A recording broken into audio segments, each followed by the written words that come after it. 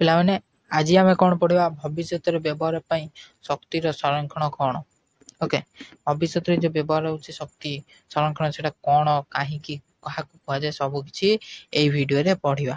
Okay, ତ ଯେଉଁମାନେ ଟେଲିଗ୍ରାମରେ ଏପର୍ଯ୍ୟନ୍ତ ଜଏନ୍ ହୋଇନାହାନ୍ତି ଜଏନ୍ ହୋଇଯିବେ, ଡେସ୍କ୍ରିପ୍ସନରେ ଲିଙ୍କ ଅଛି। ତ ଚାଲନ୍ତୁ ଷ୍ଟାର୍ଟ କରିବା। ପ୍ରଥମେ କ'ଣ କହୁଛି ନା ବ୍ୟବହାର ନହେବା ସମୟରେ ସମସ୍ତ ବୈଦ୍ୟୁତିକ ଉପକରଣ ଯେପରିକି ଲାଇଟ୍, ପ୍ରଶଂସକ, ଟେଲିଭିଜନ, କମ୍ପ୍ୟୁଟର ଇତ୍ୟାଦି ବନ୍ଦ କରନ୍ତୁ। ଓକେ, ତ ବ୍ୟବହାର ନହେବା ସମୟରୁ ଆକୁ ସବୁ କ'ଣ କରିବାକୁ ବନ୍ଦ କରିବାକୁ ପଡ଼ିବ। ଆଚ୍ଛା, ତାପରେ ତ ପଏଣ୍ଟ ଦେଇକିନି ଲେଖା ହେଇଛି, ଆପଣମାନେ ପଏଣ୍ଟ ଦେଇକିନି ନୋଟ୍ କରିନିଅନ୍ତୁ। ସମସ୍ତ ଆଲୋକ ଉତ୍ସକୁ ନିୟମିତ ପରିଷ୍କାର କରନ୍ତୁ, କାରଣ ଆଲୋକ ଉତ୍ସ ଉପରେ ଧୂଳି ଆଲୋକର ସ୍ତରକୁ 30% ପର୍ଯ୍ୟନ୍ତ 20 ବା 30% ପର୍ଯ୍ୟନ୍ତ ହ୍ରାସ କରିଥାଏ କି ନାହିଁ। ସମସ୍ତ ଆଲୋକ ଉତ୍ସ ଓକେ ତା କ'ଣ 20ରୁ 30% ପ୍ରତିଶତ ତା କ'ଣ ହ୍ରାସ କରିଥାଏ। ଆଚ୍ଛା, ତାପରେ ନେକ୍ସଟ କ'ଣ କହୁଛି, ଉତ୍ତାପ ପାଇବା ପାଇଁ ପ୍ରାକୃତିକ ସମ୍ପଦରୁ ଶକ୍ତି ଅମଳ କରିବାକୁ ଚେଷ୍ଟା କରନ୍ତୁ।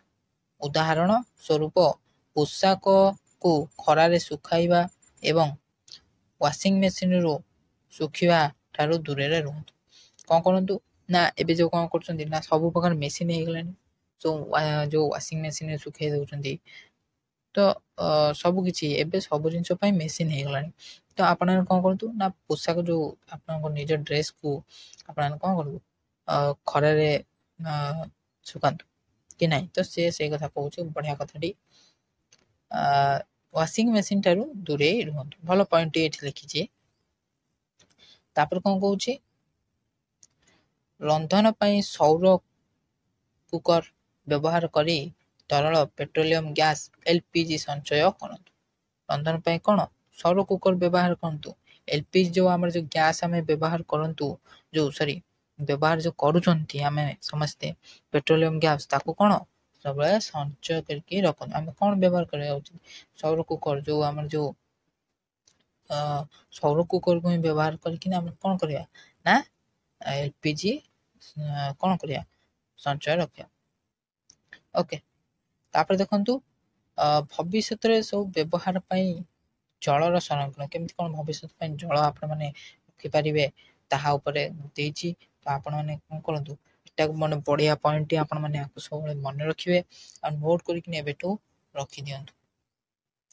ଦେଖନ୍ତୁ କ'ଣ ଲେଖିଛି, ଜଳ ଏକ ସୀମିତ ଉତ୍ସ ହୋଇଥିବାରୁ ଜଳ ସଂରକ୍ଷଣରେ ବ୍ୟକ୍ତି ବିଶେଷଙ୍କ ପାଇଁ ସକ୍ରିୟ ଭୂମିକା ଗ୍ରହଣ କରିବା ଜରୁରୀ ଅଟେ। ଏଠାରେ କିଛି ଉପାୟ ଅଛି ଯେଉଁଥିରେ ବ୍ୟକ୍ତିମାନେ ଜଳ ସଂରକ୍ଷଣ କରିପାରିବେ। କ'ଣ ସବୁ ଅଛି ଆମେ ଦେଖିବା। ତ ପ୍ରଥମେ କ'ଣ ଦେଇଛି, ଲିକ୍ ଫିସ୍ କରିବା। ଲିକ୍ ଯେତେ ଛୋଟ ହେଲେ ମଧ୍ୟ ବହୁ ପରିମାଣର ଜଳ ନଷ୍ଟ କରିପାରେ। କ'ଣ ଯେତେବେଳେ ଧରନ୍ତୁ ଆମର ଟ୍ୟାପ୍ରେ ଜଳ ଆସୁଛି, କେଉଁଠି ଗୋଟେ ଲିକ୍ ହେଇଯାଇଥିବ, ଯଦି ସେ କ'ଣ ଛୋଟ ଯେଉଁ ଲିକ୍ଟା ହୋଇଥାଏ ତାହାର କ'ଣ ବହୁତ ପରିମାଣରେ ଜଳ ନଷ୍ଟ ହୋଇଥାଏ। ଲିକ୍ ପାଇଁ ଆପଣଙ୍କର ଟ୍ୟାପ୍ ପାଇପ୍ ଏବଂ ଶୌଚାଳୟ ଯାଞ୍ଚ କରନ୍ତୁ ଏବଂ କ'ଣ ଯଥାଶୀଘ୍ର ଠିକ୍ କରନ୍ତୁ। ଓକେ, ତାପରେ କ'ଣ କହୁଛି ନା ଜଳ, ଏଇଟା ଗୋଟେ ଇମ୍ପୋର୍ଟାଣ୍ଟ ପଏଣ୍ଟଟି, ଆପଣମାନେ ନୋଟ୍ କରିନିଅନ୍ତୁ। ଜଳ ଦକ୍ଷ ଓକେ ଜଳ ଦକ୍ଷ ଉପକରଣ ଗୁଡ଼ିକ ସ୍ଥାପନ କରିବା। କେମିତି ଜଳଦକ୍ଷ ଉପକରଣ ଗୁଡ଼ିକ ସ୍ଥାପନ କରିବା। ଆଚ୍ଛା, ଜଳଦକ୍ଷ ଉପକରଣ ଗୁଡ଼ିକର ନବୀକରଣ ଯେପରିକି ସ୍ୱଳ୍ପ ବ୍ୟବହାର ଶୌଚାଳୟ, ଶାୱାର ହେଡ୍ ଏବଂ ୱାସିଂ ମେସିନ୍ ଜଳ ବ୍ୟବହାରକୁ ଯଥେଷ୍ଟ ହ୍ରାସ କରିପାରେ। ଆଚ୍ଛା, ତାପରେ କ'ଣ କହୁଛି ନା ଦକ୍ଷ ଜଳସେଚନର ବ୍ୟବହାର। ଉଦ୍ଭିଦ କିମ୍ବା ଲନ୍ ଜଳ ଦେବା ବେଳେ ବାଷ୍ପୀକରଣକୁ କମ୍ କରିବା ପାଇଁ ସକାଳେ କିମ୍ବା ସନ୍ଧ୍ୟାରେ ପାଣି ପିଅନ୍ତୁ। ସେ ବାଷ୍ପୀକରଣକୁ କମ୍ କରିବା ପାଇଁ କ'ଣ କରିବେ ନା ସକାଳେ ଆଉ ସନ୍ଧ୍ୟାବେଳେ ସବୁବେଳେ ପାଣି ପିଇବା ଉଚିତ।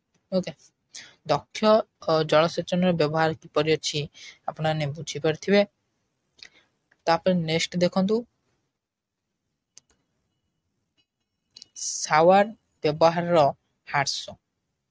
ଆମେ ଯେଉଁ ସାୱାର ଲଗାଉଛେ ତାକୁ ବ୍ୟବହାର କରୁଛେ, ଯେଉଁ ସାୱାର ଗାଧୋଇବା ପାଇଁ ଯେଉଁଟା ଲଗାଇଥାଏ ତାହାର କ'ଣ ହ୍ରାସ ରହିଛି ଆମେ ଦେଖିବା।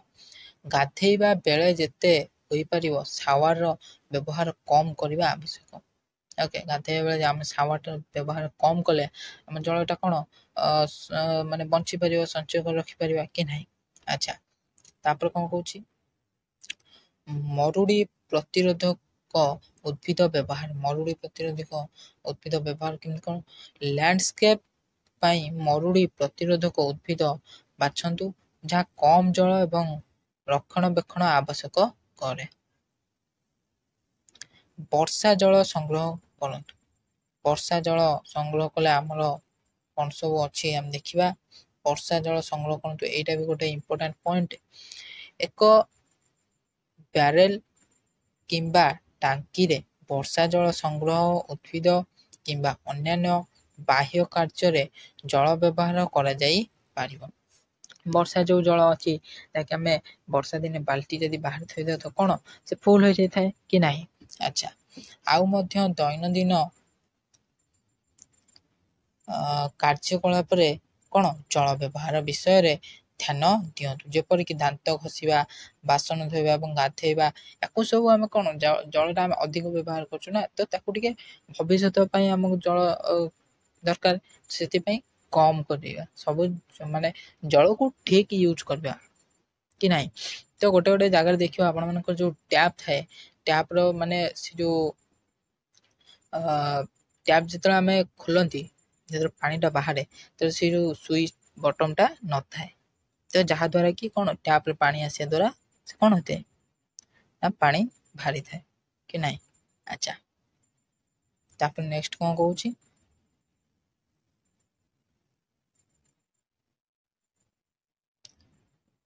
ତାପରେ ନେକ୍ସଟ ଦେଖନ୍ତୁ କ'ଣ କହୁଛି ନା ଭବିଷ୍ୟତରେ ବ୍ୟବହାର ପାଇଁ ଜଙ୍ଗଲର ସଂରକ୍ଷଣ କ'ଣ କ'ଣ ସବୁ ଅଛି। ଦେଖନ୍ତୁ, ଶିଳ୍ପାୟନର ଆଗମନ ସହିତ କଞ୍ଚାମାଲ ଏବଂ ଅନ୍ୟାନ୍ୟ ଉଦ୍ଦେଶ୍ୟର ଅନେକ ଗଛ ଉଦ୍ବେଗଜନକ ହାରରେ କଟାଯାଇଛି। ବୃକ୍ଷର ଏହା କାଟିବା, ଚୟନକର୍ତ୍ତା କାଟିବା ଏବଂ ସ୍ୱଚ୍ଛ କାଟିବା ଏବଂ ଆଶ୍ରୟସ୍ଥଳ କାଟିବା ଦ୍ୱାରା ନିୟନ୍ତ୍ରିତ ହୋଇପାରିବ। କ'ଣ ନା ଯଦି ଆମେ ଠିକ୍ ସମୟରେ ମାନେ କ'ଣ ଯଦି ବୃକ୍ଷରୋପଣ କରିବା, ମାନେ କ'ଣ ଗଛ ଏତେ କାଟିବା ନାହିଁ, ଗଛ ଅଧିକା କଟା ଚାଲିଛି, ତ ସେଥିପାଇଁ କ'ଣ ହେବ ନା ଠିକ୍ ସମୟରେ ଖରା ହେବ, ଠିକ୍ ସମୟରେ ବର୍ଷା ହେବ, ଠିକ୍ ସମୟରେ ଶୀତ ବି ଆମର ହେବ। ଓକେ, ତ ଆମେ ସବୁବେଳେ କ'ଣ ଗଛକୁ ବଞ୍ଚେଇ ରଖିବା କି ନାହିଁ। ତାପରେ ଦେଖନ୍ତୁ, ଜଙ୍ଗଲ ଅଗ୍ନିକାଣ୍ଡ ଜଙ୍ଗଲ ନଷ୍ଟ ହେବାର ଏକ ସାଧାରଣ କାରଣ। ବାଣିଜ୍ୟିକ ଉଦ୍ଦେଶ୍ୟରେ ଜମି ଉପଲବ୍ଧ କରାଇବା ପାଇଁ ବେଳେବେଳେ ଜଙ୍ଗଲରେ ଜମିରେ ନିଆଁ ଲାଗିଥାଏ। ଏହା ଯେପରି ଅଧିକ କ୍ଷତି ନ ପହଞ୍ଚାଏ ସେଥିପ୍ରତି ଧ୍ୟାନ ଦେବା ଆବଶ୍ୟକ। ଜଙ୍ଗଲ ଅଗ୍ନିକାଣ୍ଡ ହେଇକିନି କ'ଣ ନିଆଁ ଲାଗିଯାଏ, ଜଙ୍ଗଲ କ'ଣ ଧ୍ୱଂସ ହୋଇଯାଇଥାଏ, ତ ତା ପ୍ରତି ବି ସଚେତନ ହେବା ନିହାତି ଜରୁରୀ। ବିରାଟ ଜଙ୍ଗଲ ଆବରଣ ନଷ୍ଟ ପାଇଁ ପ୍ରାକୃତିକ ଜଙ୍ଗଲ ଅଗ୍ନିକାଣ୍ଡ ମଧ୍ୟ ଦାୟୀ। ଜଙ୍ଗଲକୁ ସଂରକ୍ଷଣ କରିବା ପାଇଁ ଅତ୍ୟାଧୁନିକ ଅଗ୍ନି ନିର୍ବାପକ କୌଶଳ ଗ୍ରହଣ କରାଯିବା ଉଚିତ। ଆଚ୍ଛା, ଅବଶ୍ୟ ଜଙ୍ଗଲରେ ନିଆଁ ଜଳିବା ଇକୋସିଷ୍ଟମର ଏକ ଗୁରୁତ୍ୱପୂର୍ଣ୍ଣ ଅଂଶ ଏବଂ ଏହା ମୃତ୍ତିକାରେ ଥିବା ପୋଷକ ତତ୍ତ୍ୱକୁ ମୃତ ତଥା କ୍ଷୟକାରୀ ପଦାର୍ଥରୁ ପୂର୍ଣ୍ଣ କରିବାରେ ସାହାଯ୍ୟ କରେ। ତାପରେ କ'ଣ କହୁଛି ନା ଜଙ୍ଗଲର ଆବରଣ ବୃଦ୍ଧି ପାଇଁ ଅଧିକ ଗଛ ଲଗାଇବା ଉଚିତ କି ନାହିଁ। ସମସ୍ତେ ଗୋଟେ ଗୋଟେ କ'ଣ ଗଛ ଲଗାଇବା ଉଚିତ। ଏକ ନିର୍ଦ୍ଦିଷ୍ଟ ଅଞ୍ଚଳର ଭୌଗୋଳିକ ଅବସ୍ଥା ଅନୁଯାୟୀ ଗଛ ଗୁଡ଼ିକ ଚୟନ କରିବା ଉଚିତ ଏବଂ ବୃକ୍ଷର ବୃଦ୍ଧି ସମୟରେ ଉପଯୁକ୍ତ ଯତ୍ନ ନିଆଯିବା ଉଚିତ। ଜଙ୍ଗଲ ସଂରକ୍ଷଣ ପାଇଁ ଜଙ୍ଗଲ ଏବଂ ଜଙ୍ଗଲଜାତ ଦ୍ରବ୍ୟର ଶୋଷଣ ରୋକିବା ଆବଶ୍ୟକ। ତାପରେ ନେକ୍ସଟ ପଏଣ୍ଟ, ବିଦ୍ୟମାନ ଜଙ୍ଗଲକୁ ରାସାୟନିକ ପଦାର୍ଥ, ଆଣ୍ଟିବାୟୋଟିକ ସ୍ପ୍ରେ କିମ୍ବା ଗଛ କୀଟ ପ୍ରତିରୋଧକ କ'ଣ ଷ୍ଟେସନର ବିକାଶ ଦ୍ୱାରା ରୋଗରୁ ରକ୍ଷା କରାଯିବା ଉଚିତ।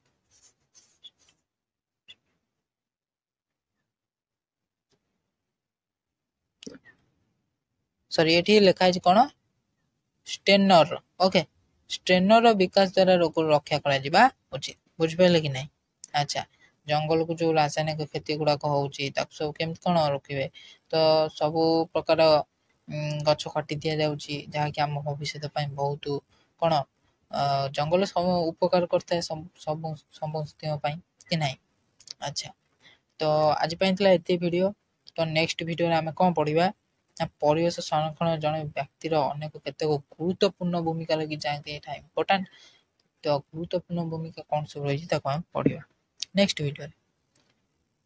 जदि आपको वीडियो भल लगी तो वीडियो लाइक करेंगे ये आग को वीडियो देखा चैनल को सब्सक्राइब करेंगे। जय हिंद वंदे मातरम।